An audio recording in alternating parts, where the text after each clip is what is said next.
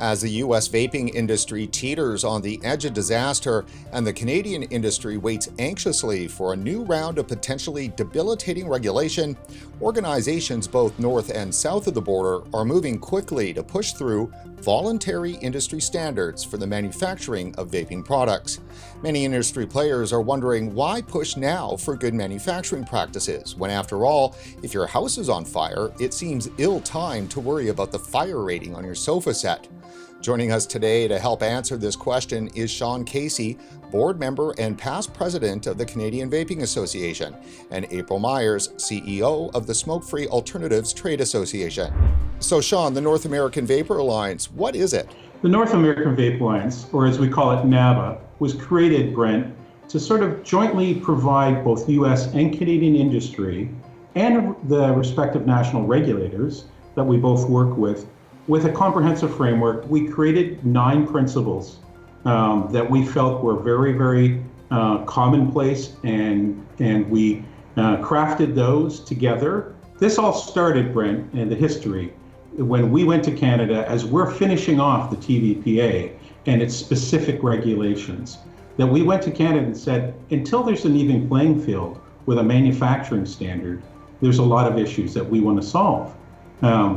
The ISO group internationally has been trying to develop for over 4 years an ISO standard.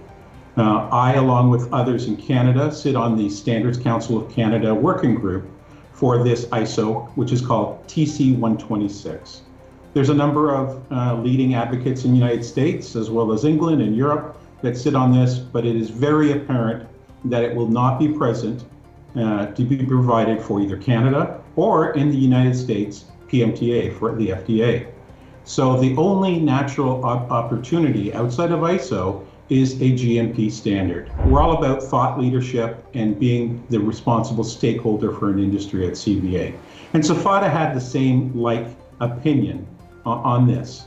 While other organizations like VTA have developed a very nice marketing standard, this was a glaring hole that was still needed.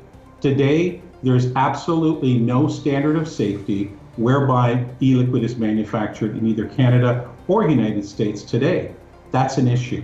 April, down south with FDA and the final guidance, what do we know about the guidance and their requirements when it comes to these manufacturing practices? Well, we do know that as part of the PMTA, FDA is requiring manufacturers to demonstrate that they have standards in place.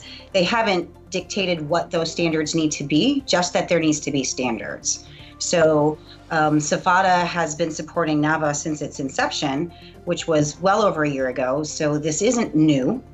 This has been in place since before this fire started. It's been in place, as Sean stated, to give regulators some relief as to something they might look at as comprehensive to actually ease their burdens. What about this issue that, the industry is on fire, and why pay attention to GMP right now? So there's a number of reasons why you should be paying attention to GMP. Number one is we don't know what the future is going to hold. Our industry has been on fire since the day it was created. So we can go back to 2011 with the Cetera case, and the FDA was seizing shipments at the border, and everyone thought the industry was done then. But here we are 8 years later, and we're still selling products. So yes, there is uncertainty in the industry, but that doesn't mean it's game over. That's part one. Part two is that Canada is much more progressive in the US in terms of where it is in process, and US manufacturers may have the opportunity to continue selling into Canada while we handle the US. So they don't necessarily have to close up shop. They have opportunities to sell in other parts of the world. So I'm going to just take you both through here some of the information that's provided by FDA in the final guidance, assuming that a lot of the things that are in here are similar to some of the requirements in Canada. FDA states in the final guidance that applicants for a PMTA must provide detailed manufacturing descriptions showing how the product is made to conform to requirements listed in the PMTA. Required by the Act, you must provide a full description of the methods used in and the facilities and controls used for the manufacture, process, and where relevant, packaging and installation of new tobacco products. So of course, there's the original sin here. It's called a tobacco product. They want a listing of all manufacturing, packaging, and control sites, facility names and addresses, contact names and phone numbers. FDA recommends applicants provide a narrative description accompanied by a list and summary of all standard operating procedures and examples of relevant forms and records for the following categories. They want manufacturing and production activities at each facility, including a description of facilities and all production steps. Basically, they want to know from birth to abortion, to use a bad term, but that's really what they're looking for. They want to know everything, every step of the way. Brent, you know what you just said? You just described what a GMP standard is. You talked earlier about fires. Yeah, we're on fire. We've been on fire. But more so, it's not just the history of being on fire and allowing progressives to continually set new fires for us, but we have to realize as an industry, I like to say, we have to come to terms with the fact that we're the son of cigarette. Vaping is going to be attacked for the past 10 years and for the next 20 years. So we have to take all responsible ownership for our industry and do the things necessary to have credibility as an industry. Otherwise, guess what? This is the fire that's going to burn the next floor of our house down to the ground. So when you look at the requirements that are listed here in the final guidance concerning manufacturing standards, do you think that they're too onerous, or like Sean has said, they just look like standard GMP? They look like standard GMP standards, which are needed and used in every other industry. So I guess this is a growing pain really then for the industry, is it not? It's a maturing step. I don't think it's a growing pain. You can look at it negatively or you can look at it positively. We can do a better job. The reality is the predominant number of manufacturers have already taken this step. Sean, let me ask you about the summit that was held in Los Angeles just a few months ago. That was really a meeting of the minds, was it not? It was a North American meeting of the minds. Together through NAVA, we assembled a group of the most professional industry experts on this subject matter. We took the top labs, we took the top legal people, we took the top auditors and accreditors inside of GMP, and we asked them all to come together, which they did so voluntarily for free, to fly into Los Angeles to moderate this event. That we had a great attendance of North American e-liquid manufacturers. April, were you there? I was. It was a fantastic event. And it was very well represented by industry. So we had very, very large businesses down to very, very small businesses, all working towards a common goal. It was beautiful to watch. So then is it accurate to say that many players within the industry are of like mind to join together to get GMP through? Absolutely. Would you agree? 100%. So what about those companies that, April, you said some, may fall aside? I know that there are concerns that a standard might, for a company that's already spent a lot of money, time, and effort to develop their own GMP standard, will they have to change what they're doing to meet the industry standard? So what about the cost? Could they get licensed for their own process, or are they going to have to change? So that's ultimately going to be up to FDA because, again, it's in the PMTA final guidance that there has to be some standard in place. Obviously, it's easiest on, well, I don't know if it's obvious, but it's obvious to me that it's easiest on industry and would be easiest on the FDA if there was one set of standards that they had to review.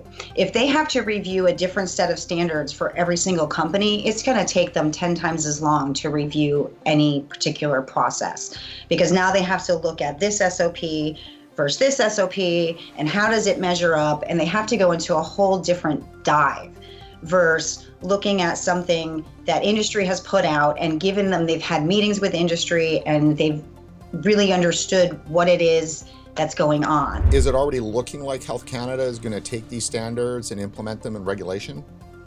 Actually, they're impatiently waiting for them. They have every endeavor to go ahead and put them into regulation, as does the FDA. And should be noted, if you read very finely into the guidance, the FDA absolutely says you're going to file a PMTA, and then we are going to regulate a specific set of standards for manufacturing. I think that we can just, through this step, get ahead and help clients, form their PMTA and show some uniformity and credibility for the industry in doing so.